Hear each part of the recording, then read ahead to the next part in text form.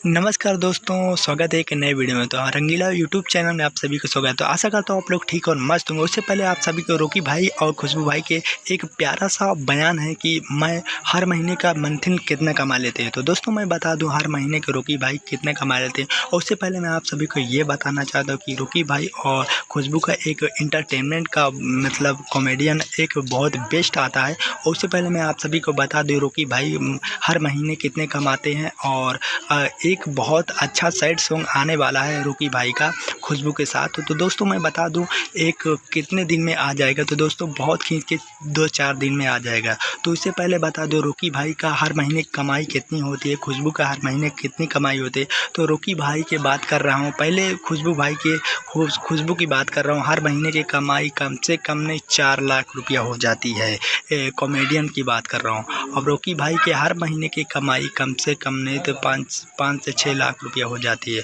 तो दोस्तों ज़्यादा से ज़्यादा वीडियो को शेयर करें और अच्छी लगे तो वीडियो को कमेंट करें। और इनके बहुत जल्द एक गाना आ रहा इस चैनल के माध्यम से बहुत जल्द बता देंगे। और ज़्यादा से ज़्यादा वीडियो को शेयर करें और लाइक करें, फॉलो करें। मिलते